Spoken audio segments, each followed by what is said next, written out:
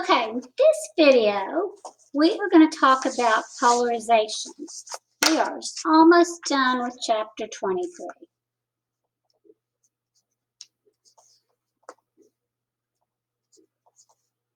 Polarization.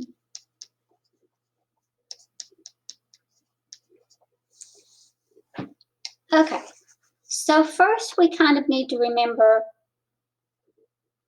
that, let's just start right here. Think about light traveling along the x-axis. Now, we've often drawn it where we put our electric field on the y-axis and our magnetic field along the b-axis so we can see what's going on. I just want to look at the electric field. If the electric field is confined to this plane, it's oscillating parallel, this would be polarized light. If the electric field only, and the only is important, oscillates parallel to the y-axis,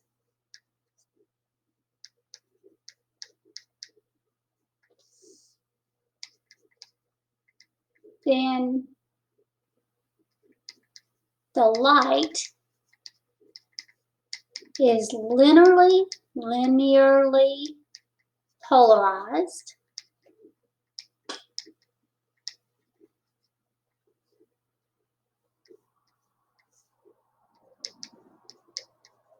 in the y direction.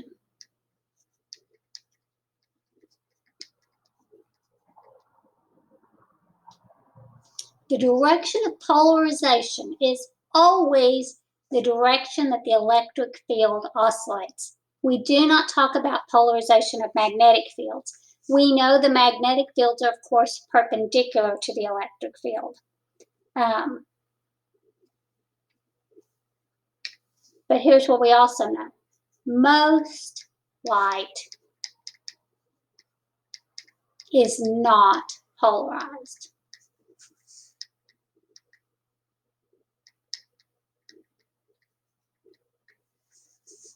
Sunlight doesn't come polarized. Light from candle flames isn't polarized. Light from your light bulb is not polarized. Most sources, you just do not have polarized light. So if I were to think about light traveling along a ray, here's a ray of light,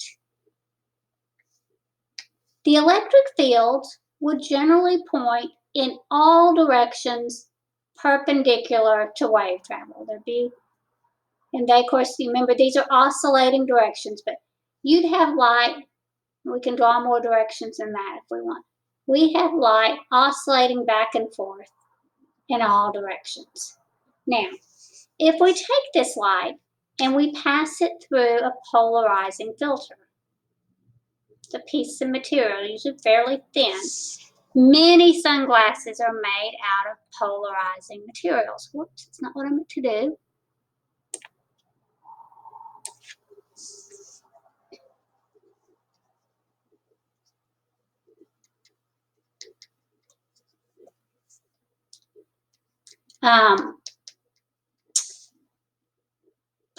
The Polaroid company developed this technology of polarizing filters, and they basically consist of these long molecules. You could almost think of that plastic as having these slits in it because of these here's these long molecules.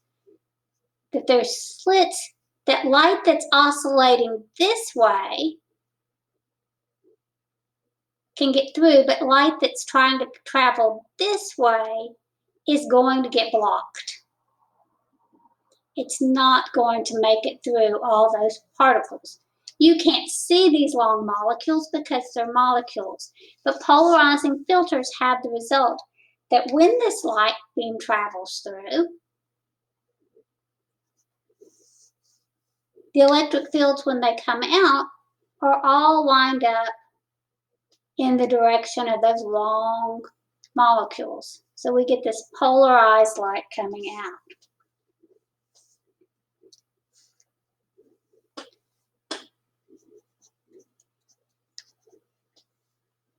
With a perfect, and obviously in physics and real life, nothing's usually perfect, but with a perfect polarizer,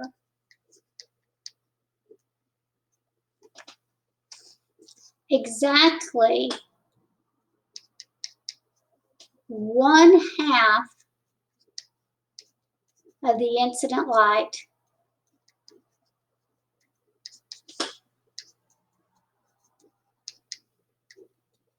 is transmitted.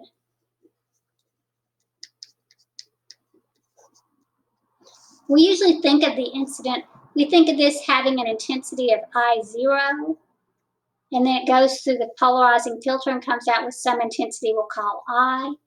Then with a single polarizing film, the intensity is exactly 1/2 that original intensity.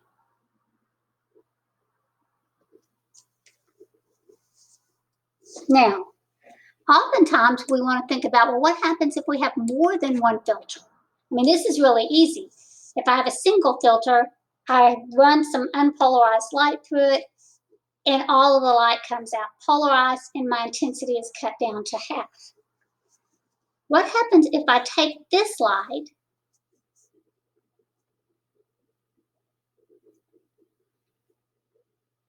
okay, what am I going to get out? When linearly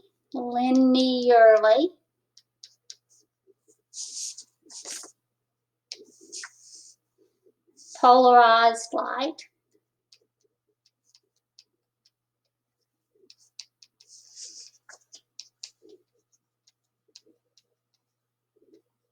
passes through a filter,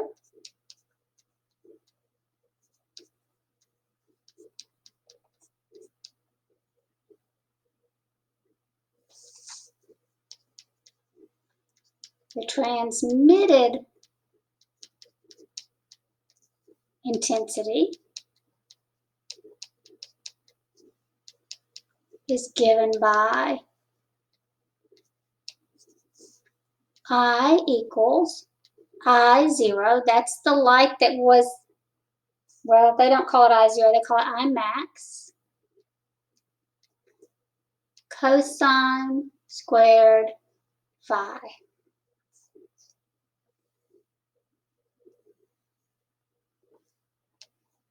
Where phi is equal to the angle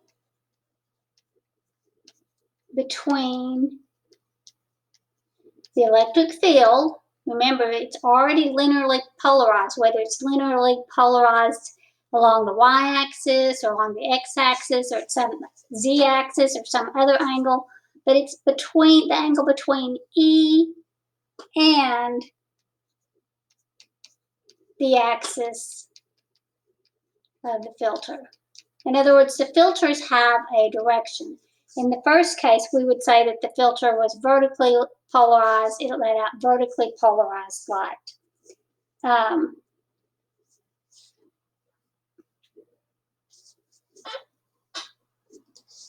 There's something else I wanted to add to that.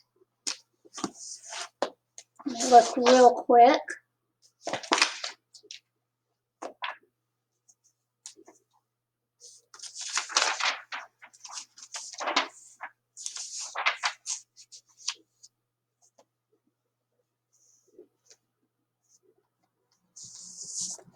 Oh, if the incident light is unpolarized, then basically it's this formula. We already wrote that down. And I put I0 for initial intensity. We could have put I max. We just have to decide how we're going to measure that. So I'll put I max. I want to be consistent with the book. Okay, so we have two. This is what happens. This is the formula for unpolarized light.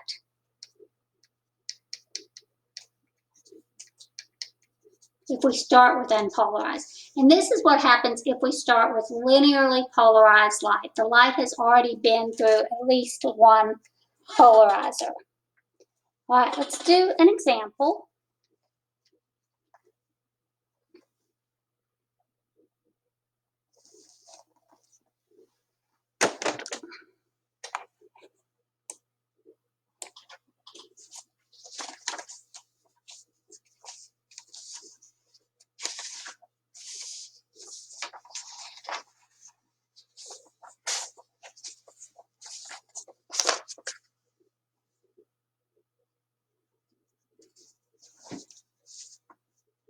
We're going to have unpolarized light.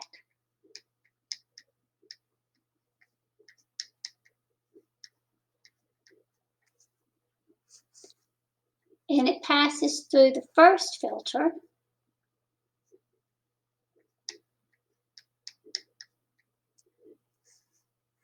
And then it passes through a second filter at 30 degrees to the first. I'm going to draw a picture of what that might look like. Here's one filter and its axis. We'll draw an axis through the middle of it. We're just going to say, we're going to call this 0 degrees. And then there's a second filter and its axis is at this direction. Its axis is at a 30-degree angle to the original. We just have to have a way of measuring. All right, what happens? So you send this light in. It's initially completely unpolarized, and so light's just in all directions. It's going to come through, and of course, this new light is going to be polarized this way and get transmitted. But think about that. Even if it's vertical, we can think of part of the light having a component along this. It's going to come out polarized again in this direction, but much weaker. It's going to lose intensity as it comes through that second filter. By how much?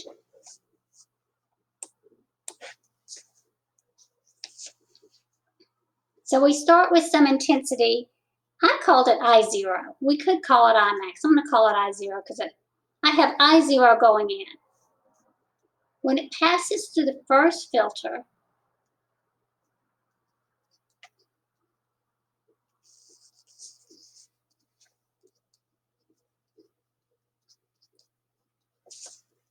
I is simply equal to 1/2 I0.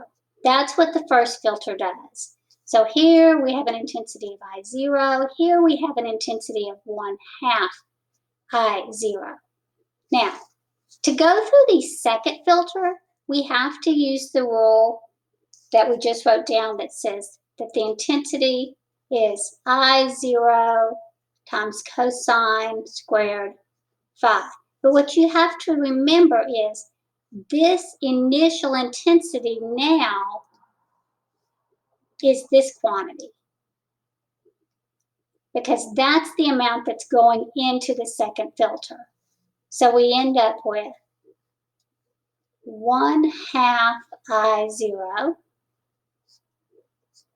cosine squared 30 degrees. 30 degrees is the angle between this axis and this axis, or the angle between E, remember E, which is going to be the same as this first filter, and the axis of the second filter. Well, this is a good time to see if we remember our trig. What is cosine for a 30-degree angle? This is how I always taught it. This is 30 degrees. This is that 30, 60, 90 triangle. If this side is x, this side is 2x, and this side is x root 3. Cosine is equal to adjacent over hypotenuse. So it would be x root 3 over 2x. Cosine 30 is root 3 over 2. You guys can use your calculator. I just felt like kind of going through the paces. Squared. So I have 1/2 I0. If I square that, I'm going to get 3/4. So my new intensity is going to be 3/8 I0. So it will be 3/8 of the original intensity. Again, you could certainly do the cosine squared 30 with your calculator. I was just having a moment of fun to remember how to do it exactly. I'm going to do one more example with polarizer. I want to do, well, it's kind of two examples. It's one example. Let's go part, we're going to make it into a part A. In part A, we're going to put unpolarized light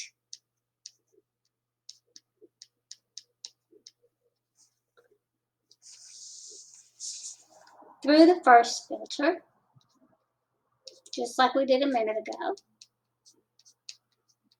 And then we're going to put it through a second filter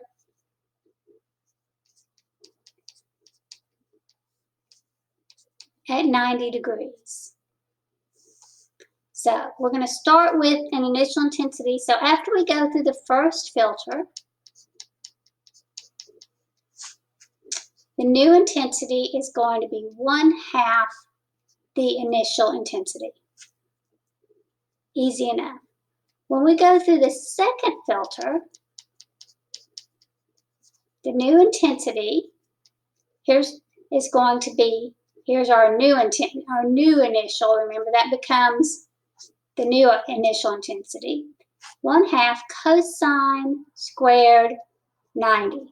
But cosine 90 is 0. We get I equals 0. If you have two polarizing filters, and I can demonstrate this in a classroom, but we're not in the classroom, and one of them has an axis vertically, and the other one has its axis horizontally, and you shine a beam of unpolarized light through it. You start off with a high intensity unpolarized light. It goes through one filter and you get vertically polarized light. It goes through the horizontal filter and you get nothing out. It will completely block all light if you use a horizontal filter and a vertical filter. We want to change that problem just a tiny bit and we get the most interesting result. And one that if I was in a classroom would be easy to show you. So for part B, we are going to take unpolarized light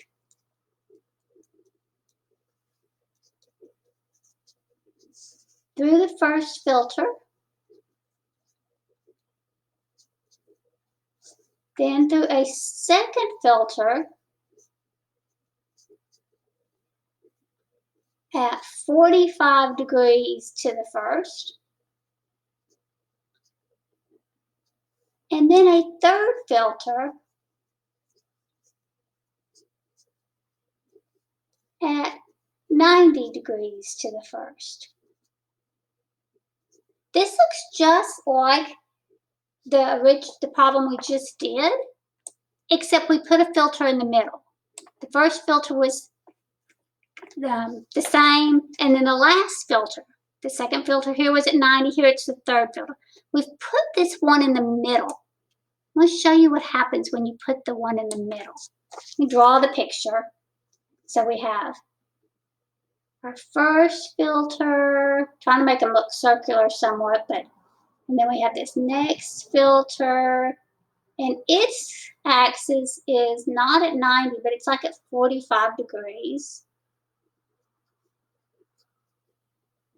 And then we have a third filter, and it's at, you go from there, it's at 90 degrees. So we start off with the axis The original axis is at 0 degrees, 45 degrees, 90 degrees. I'm going to shine in some unpolarized light. I meant to get blue, but I guess this is a green light. Goes to the first filter, comes out vertically polarized. Goes to the second filter, it's going to be less intense, but it's going to come out 45 degrees. Okay, before we go any farther, let's do the math. I want to show you the magic. So, first filter. The new intensity is 1/2 the original intensity. Second filter. I is equal to this quantity, 1/2 I0, cosine squared 45. The cosine of 45 is √2/2. Again, just kind of practicing that we learned those special angles for a reason. But you can use a calculator. That's going to be 2/4. 1/2 of 2/4 is 1/4. And what we see is we get 1/4 of the light through. So we get half the light, the original light makes it to the first filter. By the time we go through the second filter, we've got 1/4. Third filter. I equals 1/4 I0. Okay, the third filter is at a 45-degree angle with the original. So this is at 45 degrees. This is going to come out some polarized light. Cosine squared 45. Again, that's going to be 1/4 I0. Cosine squared 45 squared, that is 2/4. 1/4 of 2/4 is 1/8. What the heck?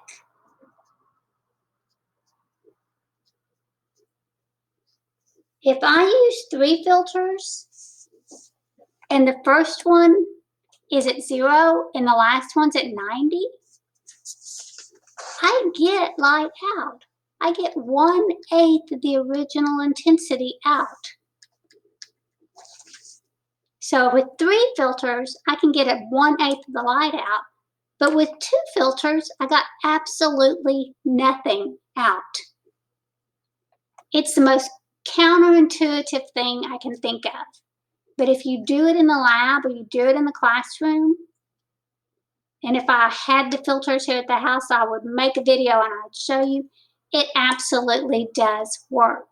So if I have these 2 filters, I can slide a third filter in the middle and actually get light to come out. Kind of crazy, kind of cool.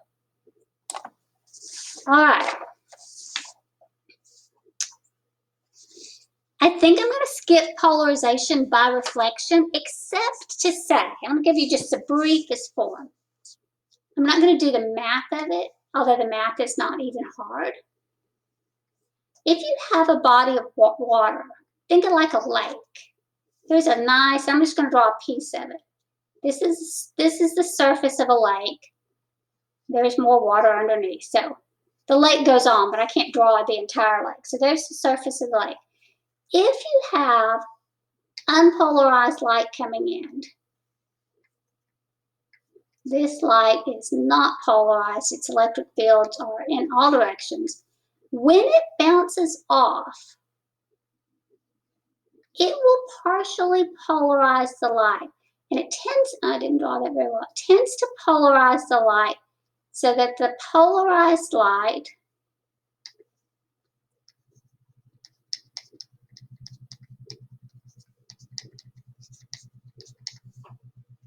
is parallel to the surface or horizontal. This happens not only on lakes, it also happens on the highways. If you've ever driven in bright sunlight or been on a lake, you get glare off the surface. This is the glare that you get. And this is why if you are buying sunglasses, you should buy polarized sunglasses. Polarized sunglasses will be vertically polarized, and they will cut all of this horizontal glare, and it will make a huge difference. So I'm not going to go into the math on this part. I don't think it's terribly important, but I do want you to understand the idea that when unpolarized light reflects off of a surface, much of the light that reflects off will be polarized, and it'll be polarized horizontal to that surface. All right, the very last topic for this chapter, and this is section 2311. I would suggest reading this section. It's not a math section, really. This is about Huygens principle. Now, Huygens principle says every point of a wavefront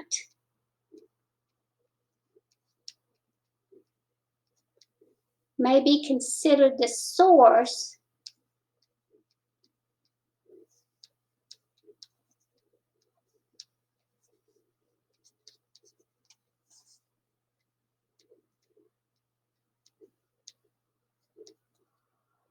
of secondary wavelets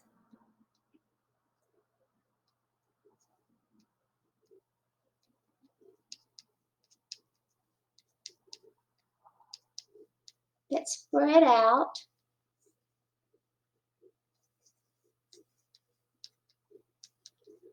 in all directions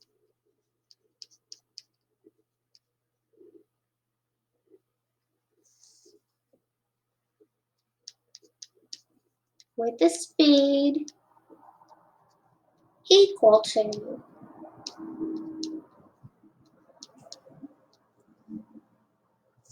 the speed, I'm quoting so I wouldn't write it this long, of propagation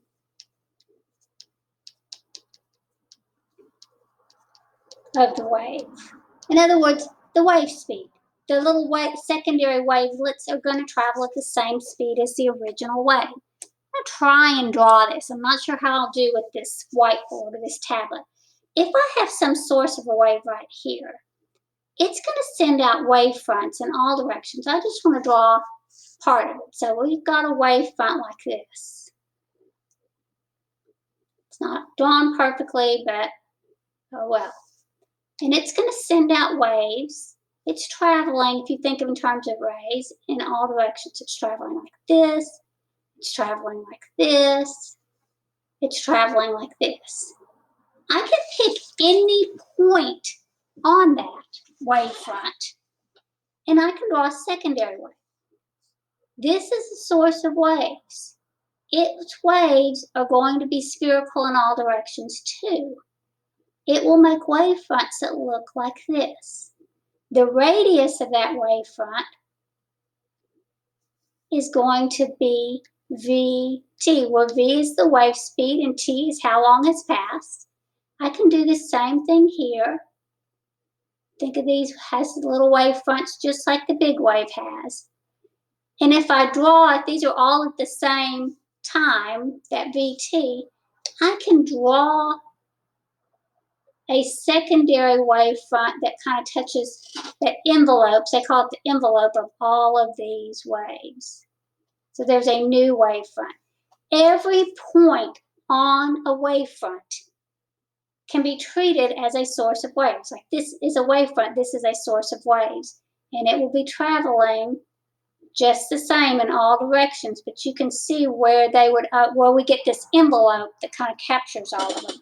This isn't going to be terribly important for your homework in this section, but I think it's going to be useful when we move into some aspects possibly of geometric optics in chapter 24. Well, no, not so much there as maybe interference patterns. I just want you to be familiar with the name Huygens principle and to know that you can come back to this section and look at it if we start to apply it in the future. All right, that's going to conclude this chapter. I'm going to stop this recording.